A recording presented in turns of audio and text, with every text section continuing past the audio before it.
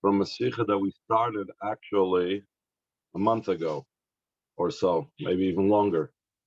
And even though in between we also learned a bit um, about um, the uh, idea of shoes, we're going to continue now with this topic that the Rebbe spoke about, that the both the Navi, speaking about when the Yidden will cross over a river, just like the Yidden went through, they went through Kriyas Yamsuf. They will step over, they will step in the river wearing shoes, just like the Yidden left Mitzrayim. It says that you will have your staff in your hand, and you will have your you will have, not only will you have your staff in your hand, but you'll also have your shoes on your feet.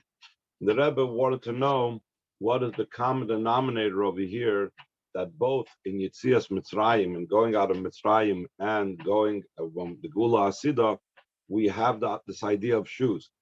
Um, he says, when we went out of Mitzrayim, there could have been a simple reason that they needed shoes, because they were in a rush and they were going through the wilderness and they had to protect their feet from snakes and scorpions and all types of other dangers. But since when Moshiach comes, it says all these things will be removed. There won't be anything to damage us and we won't be going in a rush. Therefore, when Moshiach comes, we won't need seemingly shoes as a protective, physically to protect our feet. So therefore, if we find this common denominator, that both when we went out of Mitzrayim and Mashiach's times we're wearing shoes, it's most probably for the same, or obviously for the same reason. And just like when we go out of the future redemption, we needed shoes for the reasons that we will explain, so too when we go out of Egypt, we will need shoes as well. And with this, we'll also be able to understand what type of avodah do we need to prepare before we go out of our goals to the future redemption, that we will be wearing shoes. The Rebbe spoke about earlier in the Sikha that we're continuing from, that this is a Sikha the Rebbe said in 1965, Achron Shel Pesach, when we read the Haftorah about Moshiach and how the Yidden will go out of Golos, etc. So the Rebbe explained that the shoe is a garment that's placed on the heel of the foot. It's on the bottom of the foot. It's not a garment placed on the head. This indicates that in the person there's different types of parts of his being. There's the head, which is involved with lofty matters. The foot, which is involved with minor and mundane matters and earthly matters, just like our feet are on the ground, meaning that we're dealing with things that are ground-oriented, earthly-oriented matters.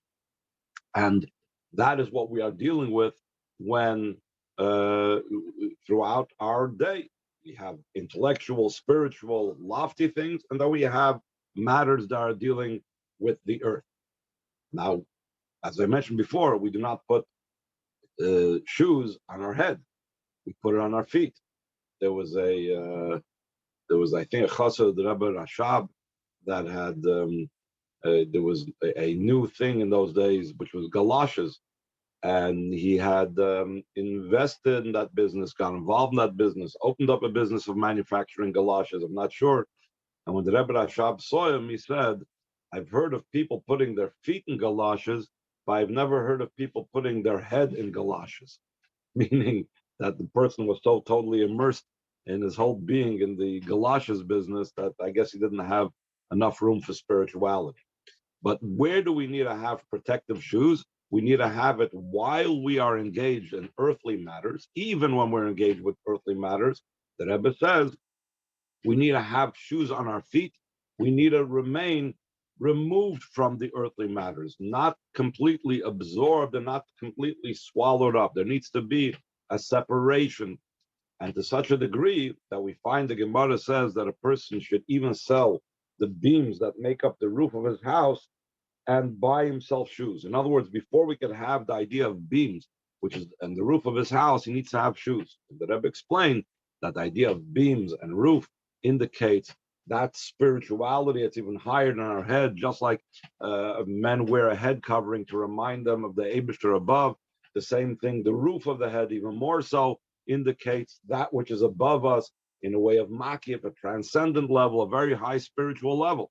But the Chazal say before you go reaching for the highest spiritual levels, you need to first be grounded, meaning grounded in a non-grounded fashion. You need to first protect your feet. You need to make sure that when you're involved in worldly matters, you don't sink into and come in direct contact with the earth, but you remain removed from it. You're wearing shoes on your feet. There's also a Chassidish expression called atefach hecher.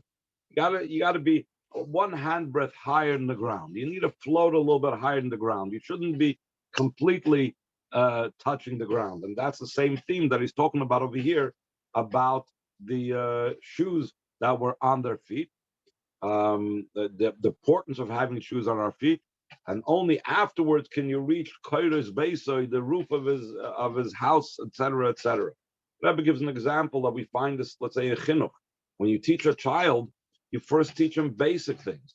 You don't go teaching him things that are above and beyond the world, things having to do with great spiritual things, the achdus and the oneness of Hashem, the levels of believing in the Hashem's unity, how there's nothing else except for Hashem. But you start in basic things, removing oneself and from negative and Torah Tzivalanu, saying a bracha, Kriya Shema, etc. And the same thing, not just a child, but each and every one of us. What do we begin with our daily avodah? First, we start saying, Moidan Ilafanecha, then we start davening, then we start in the further parts of davening, we get more involved in deeper understandings and so on. But first has to be the removal and jumping out of bed and removing ourselves from earthly things, and then we could rise up higher to spiritual things. So now the Rebbe is going to bring this back to the idea of the shoes on the feet when the Yidden left Mitzrayim, and what they did to earn that, and also the shoes on the feet that's going to be when Moshiach comes, and what we do to earn that. So it's on line 8 on page Memvav of the downloads I sent in your WhatsApp today. Well, according to what we said before, Yuvana Inyan the Nalechem Beraglechem will be understood the idea that your shoes are on your feet.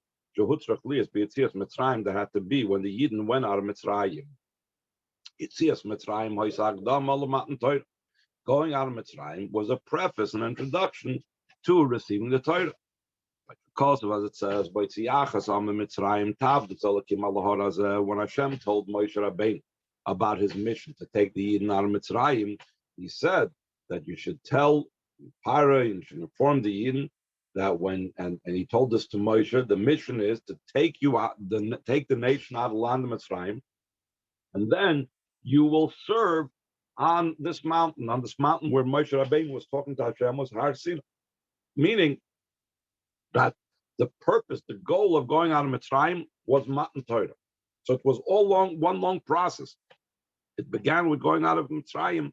It lasted for 7 weeks until they finally reached a state of where they could receive the Torah. So now, and this was even informed to Pari, and even Pari was told this, and Pari kept on arguing with them. The adults have to go serve God. And, you don't have to take all your sheep and all your cattle. You take a few things to be able to offer a carbon, and that's it. But Moshe Rabbeinu said, no, when we serve Hashem, we serve Him with our wives and with our children, and we don't know what type of request Hashem will have with us to serve Him, so therefore we have to bring all of our animals and so on. So we see that right away, Yitzias Mitzrayim was the opening, and that would continue and conclude with the giving of the Torah. So that the Yidden should be worthy of the great revelation that of the giving of the Torah. Siva Kadosh Baruch Hashem commanded, there should be the idea that your shoes are on your feet. This was a preparation for Matan Torah. There should be a separation between the Jewish people and the earth. Just like we brought before the Maimer Chazal, that person should sell the beams of the roof of their house before and buy shoes, because as a preface to having the roof of the house, first you must have shoes.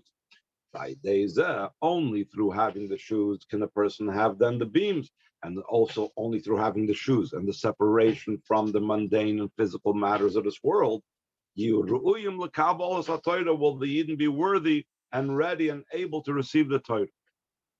The Rebbe says Just like he spoke before, the way it's also, you could find this type of progression on a daily basis. The same thing, we could find this progression in the giving of the Torah, which we experience daily. Says, line 13, the saying in the bottom Torah similar to the idea of the giving of the Torah daily, like it says in the nusach, in the language and the expression of the brachas of the Torah that we say in the morning, and also when a person gets an aliyah, they say this bracha. We say Asher Bachar Banu Mikol Amim, the one who chose us from all the nations, and he gave us his Torah. Seemingly, why does he emphasize that he chose us from all the nations? We're making a bracha on receiving the Torah. So he should have just said, Baruch atah Hashem, Asher nasan lanu es Torah. He gave us his Torah. No, we start off and say, Baruch atah Hashem, Asher bachar banu mikol ha'amim. They chose us from all the nations, and v'nasan lanu es Torah. Why is that a crucial part of the bracha on the gift of the Torah? We don't say this by other brachas. We don't say Asher bachar banu mikol ha'amim v'nasa lanu as hamitzvah shel netilas yadayim or lahadlik ner shel Shabbos. We don't say that. Why over here, when we're talking about the general gift of the Torah, does he say that he chose us from all the nations? So he says, the Rebbe explains on line 14, first and foremost, there has to be the idea that he chose us from all the nations. The first thing is a Jew has to be chosen and separated than all the nations. And he has no connection with the world. First, he has to have shoes to his feet. Then could be the giving of the Torah that takes place on a daily basis. That the Chazal say that every single day we have to see ourselves as if we received the Torah. So every single day we have to put on our shoes and be conscious of the fact of the spiritual idea of shoes, of separating ourselves from worldly matters, and then we are able to truly receive the Torah. Line 16. Since the idea that your shoes are on your feet is a preparation for the receiving of the Torah, that is the purpose and the goal of going out of Mitzrayim. This is not a side matter, rather a primary thing in going out of Egypt. We said earlier in the Sikha, the Rebbe explained what we learned a month ago or so.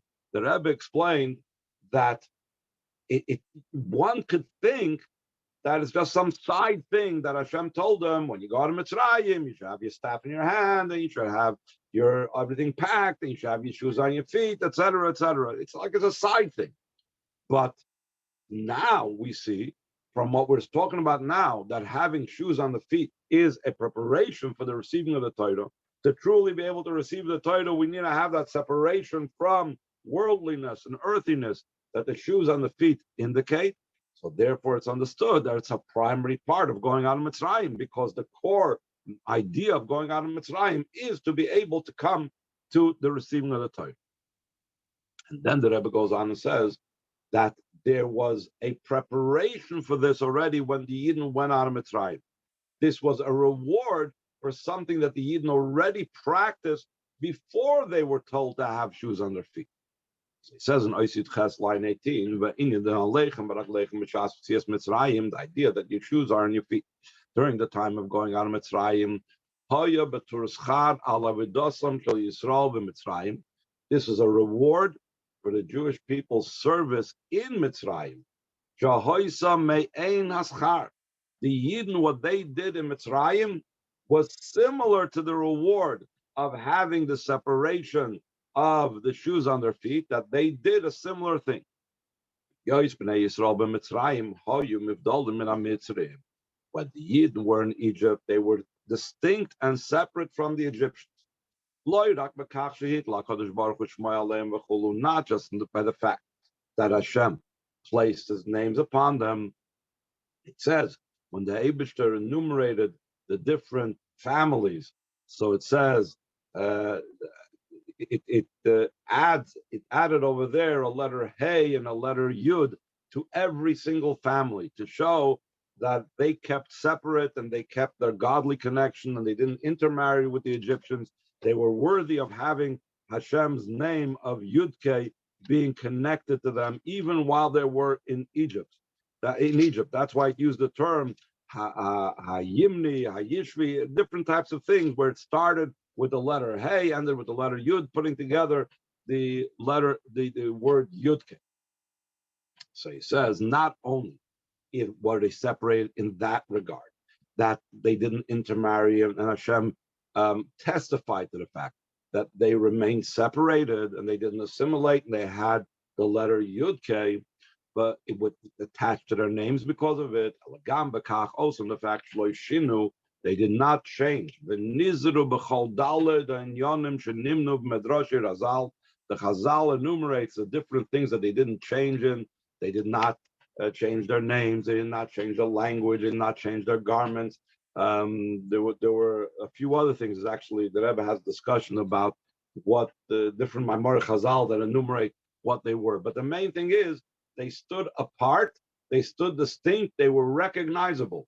You heard them speaking in the street. You heard the language they were speaking. They were speaking Hebrew. They were speaking a Jewish language. You called them by name. You looked in their records in the birth records office. You saw a Jewish name. You heard them calling each other. You heard them calling each other by Jewish names. You saw what they were wearing. They weren't wearing what all the other Egyptians were wearing. By days, through that the Jewish people were removed and separated and distinct from the Egyptians. By extension, they were also separated from all the other nations. Why? Just because they were distinct and separated from the Egyptians, how does that make them separated from all the nations? Because then Mitzrayim was ruling over the dome of the entire world, meaning they were a superpower. They were practically ruling over the entire world. So whatever was the fashion in Mitzrayim, that was fashionable everywhere else. Just like we see in present day United States, that whatever becomes fashionable and stylish and accepted and the norm in the United States, that becomes in all other countries like to mimic it and like to copy it as well. So if a person stands unique and distinct, and you see a Yid in America that looks different, he's not just different than all other Americans. He is different than the entire world. Same thing. When a Yid was in Egypt, he was different and distinct by his language and by his clothing and by his names, etc., etc. So therefore, he wasn't just distinct and different from the Egyptians, but by extension, he was also distinct and different than all the nations in the world.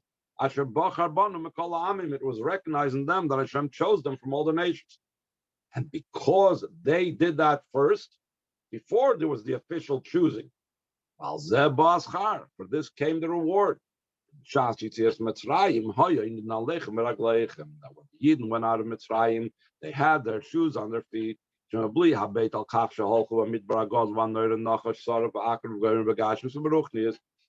the fact that they traveled in the great, awesome wilderness, where there's snakes and scorpions and poisonous types of crab-like creatures, both in the physical sense it was dangerous, and also spiritually it was dangerous. It's brought down that the Aron traveling through the Midbar was about killing off all these physical animals, but also the reason why the Eden spent 40 years in the Midbar was about subjugating and sublimating all the spiritual aspects of snakes and scorpions and so on.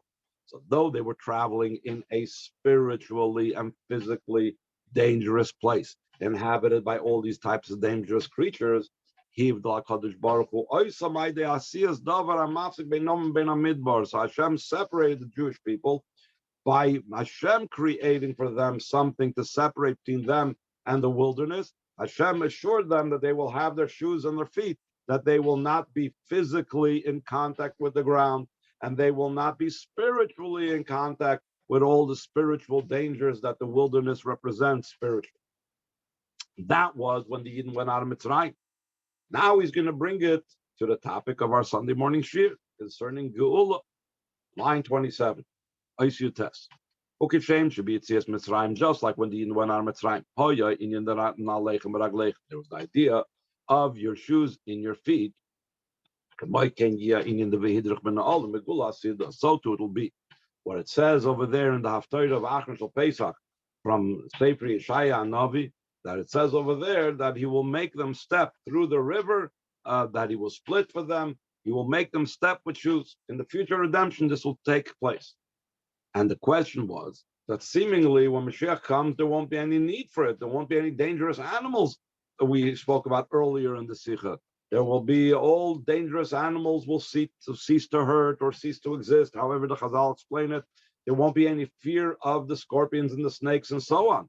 So obviously the shoes will not be there for a physical protection. And also, we also mentioned that they will not be rushing out. The Rebbe explained over there that when the Yidden went out of Mitzrayim, it says that they had to rush out of Mitzrayim. When the Geulah Asidah will come, it says, you will not come out with a rush.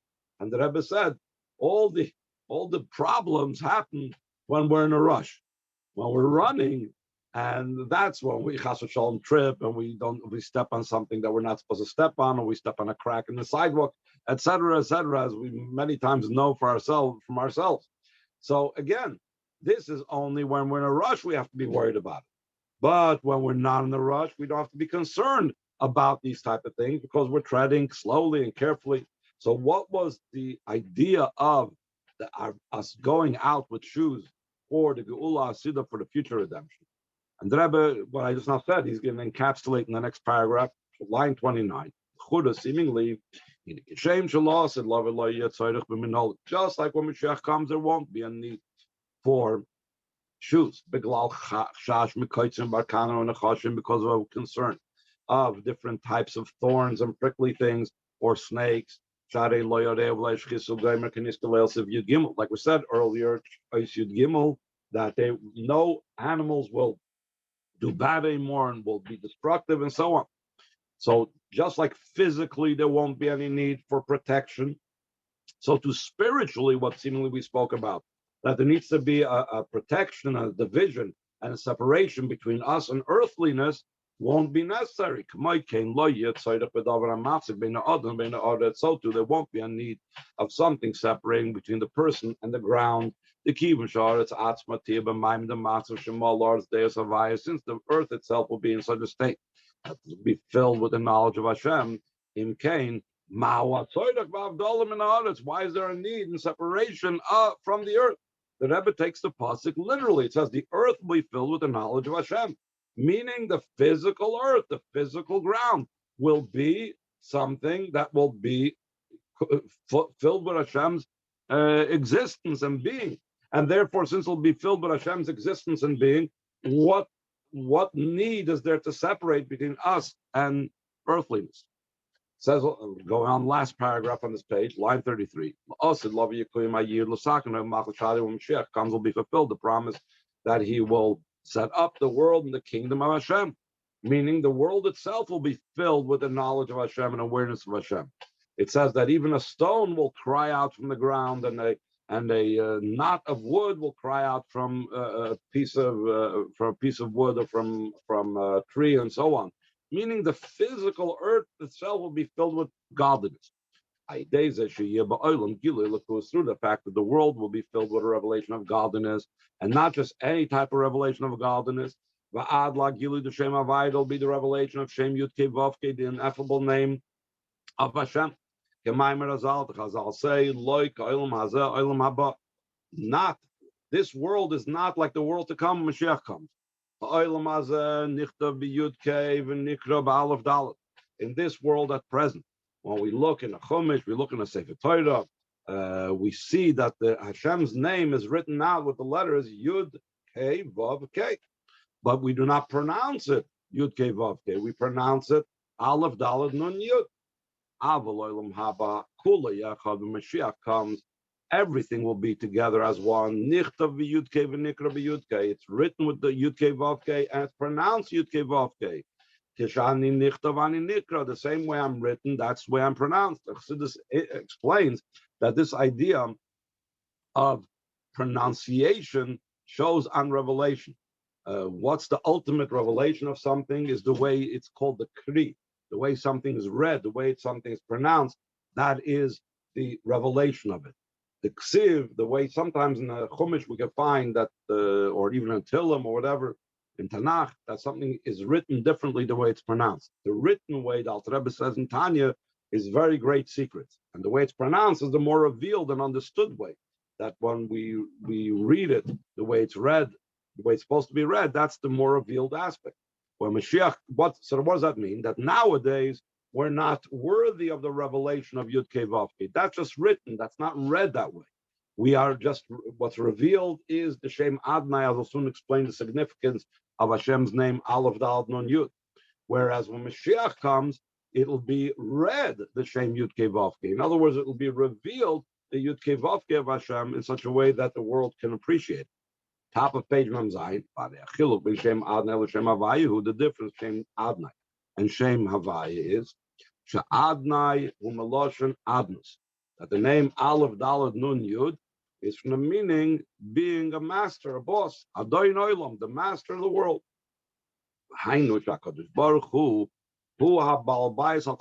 This means to indicate, the name Adonai indicates that Hashem is the boss of an entire world. He's the owner, it's his world. But despite that recognition that the Eibishter is the boss, yet still in all, the world is still its own entity. Similar to a master and a servant, that a master and a servant are two separate entities, even though the servant is beholden to the master and must follow the directives of the master and he's buttoned to the master, but he is not the master. He is him, and the master is the master. As opposed to the name Yud Kei Vav Kei of Hashem, the idea of Yud Kei Vav Kei is that it was, is, and will be are all meshed in together. If you look at the letters Yud Kei Vav Kei, it contains the letters that make up the word Haya, he was. It contains the letters that make up the word Hoiva, he is. And it contains the letters that make up the word Yihya, he will be. And when you in Shem Havaya is an incorporation of all three things together, that you have past, present, and future together. What does that indicate? I know this means to say Shebegeder Azman in the whole paradigm of time, which is it was and it is and it will be. Gufa, this itself, it's in a way that's beyond time as one. This means it's not just the godliness is the owner and the boss of the world, that the world itself, as we know it as a world, is godliness. Therefore, time itself is beyond time. This is similar to what the Rebbe always brings about the place of the Aron, the place of the Ark, and the Kodesh HaKadoshim, the Holy of Holies, was not able to be measured. Meaning, the Ark itself had a certain measurement to it, and the Kodesh HaKadoshim had a certain measurement. So seemingly, if you would measure from the wall of the Kodesh HaKadoshim to one end of the Ark, and then you would measure from the wall of the other end of the Kodesh HaKadoshim to the other end of the Ark, it would be less than the amount that the entire measurement of the Kodesh HaKadoshim is, because the Ark itself takes up space. But the Chazal say it didn't take up space. The place between the wall and the Ark and the other wall and the Ark, and you added it together, that was the total space, the total area of the Kodesh HaKadoshim, which means that the Ark was in place and beyond place at the same time. The same thing when we say that past, present, and future are all together. We don't say there's no past. We don't say that Shem Havaya means there's no past, there's no present, there's no future. That means that there's no time or it's beyond time. We don't say that. We say that there was, and it is, and it will be. In other words, there's a concept of time. There's a concept of past, present, and future. And at the very same time, we meld it all together into one word, into the word Havaya, meaning that all of a sudden you turn past, present, and future into one entity. So what you have here is such a powerful level of godliness that even in time itself, something that's beyond time shines over there. And that's going to be revealed in our world. That's what it means that there's going to be the Geulah Lakusa Mola Eretz Deus Havaya, that the earth, the physical earth, will be filled with that knowledge of Yud-Kei Vav-Kei, of this level that transcends time in time. So if that's the case, what need is there for to have shoes on the feet then? Why do we have to separate ourselves from the earthiness of that time? Despite the refinement of the world. In the future, when Moshiach comes, still and all will be there as well, the idea of stepping in the shoes. In the future, when the world will be totally refined, the Yidden will be in a much higher level than they were before. Similar to what it says, that when Mashiach comes, the light of the moon, which now is weaker than the sun, will be then like sunlight is now. But does that mean only the moonlight is going to get an upgrade? No. If the moonlight gets an upgrade to the sun, so now the sunlight is going to get an upgrade to even higher. And the sunlight will be 7 times as much like the light of the 7 days of creation. Behind this means though the moonlight will grow to be like the sunlight now, the sunlight of Mashiach's times will be even greater. Though when Mashiach comes, it says, then I will transform the nations to serve him all together. So therefore, seemingly the entire world will be infused with godliness. And therefore, why is there a need to have a separation? It will not reach the great ascent and quality and level that's going to be done by the Jewish people. Even then, we will be chosen from all the nations. It doesn't mean because everything became upgraded and even the nations will be filled with the knowledge of Hashem, that will be on the same level like the Yidden. Just to bring a slight example for this. There was once the students of the Mezritcher Magid were Farbrengen amongst themselves. And they were saying, L'chaim u'lebracha.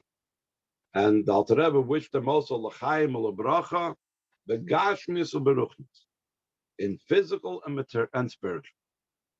So his colleagues, his fellow students, the fellow students of the Mezritcher Magid asked him, what do you mean? Why does it say, why do you wish first Gashmis and then Ruchnis?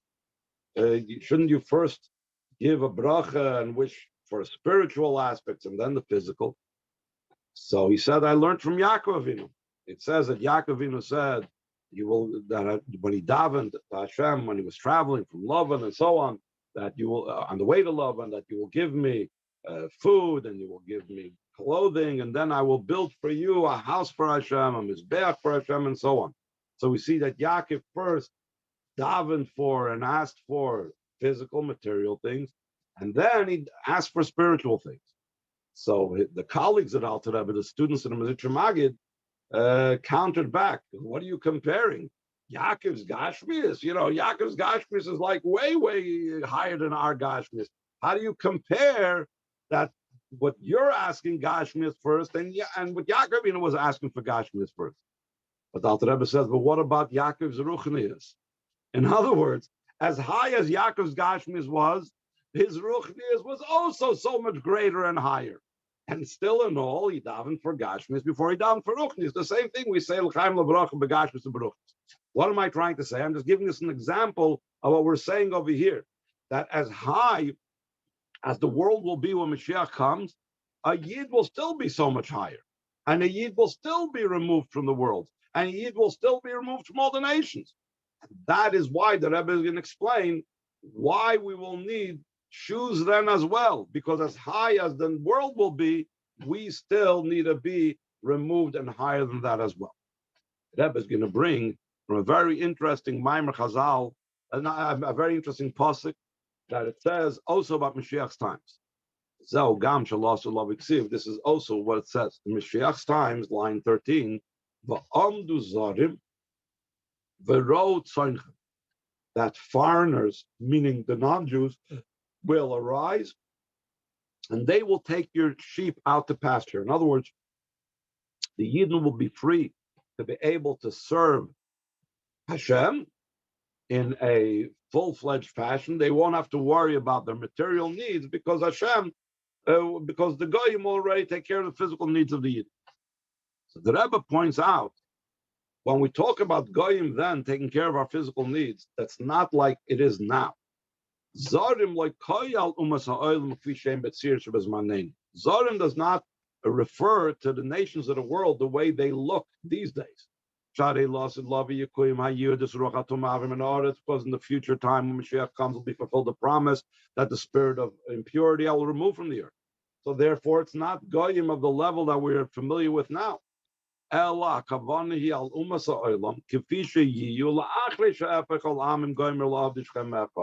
intention is over here concerning the nations of the world, the way it'll be after I will transform the nations to serve them all as one.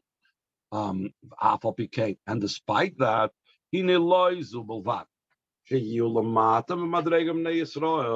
not only will they be lower in level than the Bnei Yisrael, that even though they will be on a much higher level, even more so, they will be so far that's incomparably distant. Until they're considered something entirely foreign, that the pasuk calls them zarim, foreigners. And their job will be and they will take your sheep out to graze, to pasture. As opposed to the more inner types of things, they will have no connection with. They will be totally above them. Pisa move on according to this understood.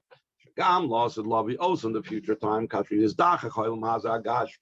when this physical world will become refined, until the earth will be filled with the knowledge of Hashem. The very fact that the world will be filled with the knowledge of Hashem is only thanks to the Bnei Yisrael.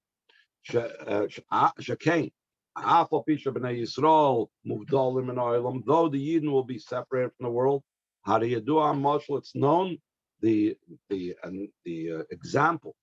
When you effect in a person the raising of the head, so then automatically all parts of the body are raised up.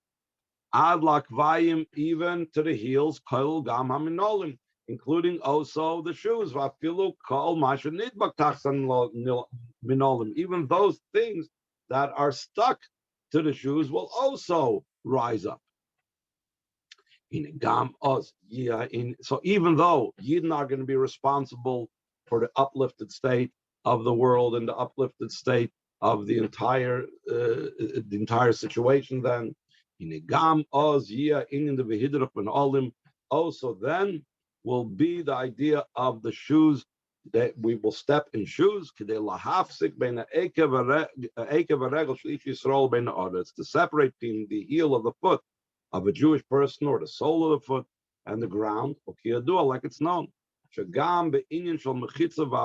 Also an idea of mechitza, a separation, and havdalah. There's also this concept of also there in the separation, there also has to be this type of idea.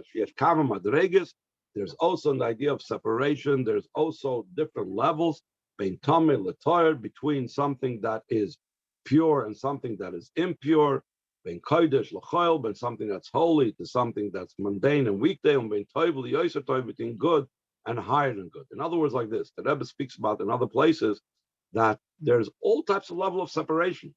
Just because now our shoes act as a separation between our feet and negative earthliness, when Moshiach comes, even though it's going to be, the earthliness will be filled with godliness, doesn't mean that there won't be still further levels of separation.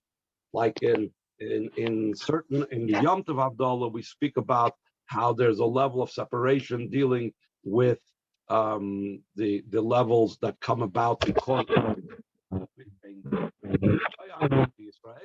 there's all types of separations within good. In the Beis Hamikdash itself, there were separations in the Kodesh and the Kodesh HaKadoshim, between the Azara and the Kodesh, etc., etc. So all different types of levels of separation. So the same thing, even though there is the shoe separation that took place a long time ago, but there's also a good separation that will be when Moshiach comes, that will still need to have shoes.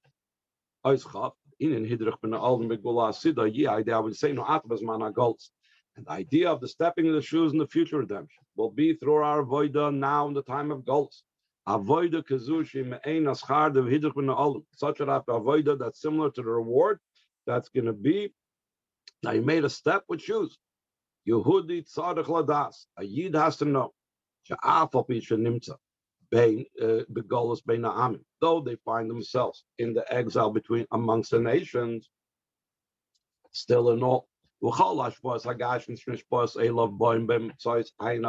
all the physical ashpahs come down, every types of flow of energy comes down through the 70 ministering malach of the 70 nations, through the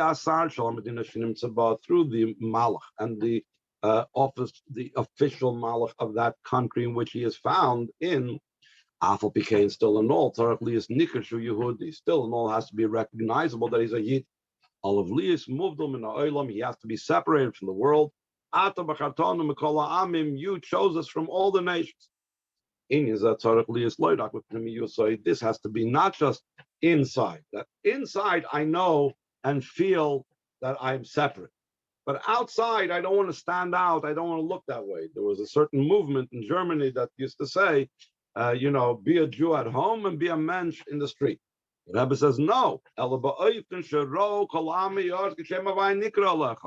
has to be like the Pasuk says, that all the nations of the world saw and that the name of Hashem is called upon you.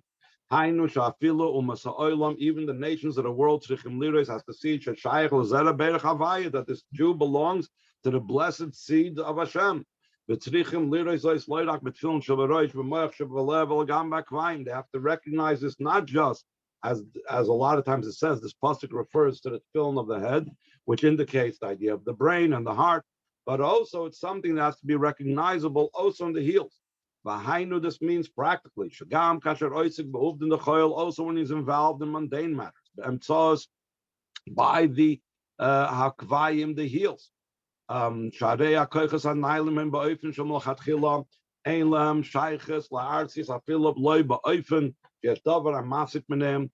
the higher powers has no connection initially to physicality, not even in such a way that you need to have something to separate. They're totally beyond that at all.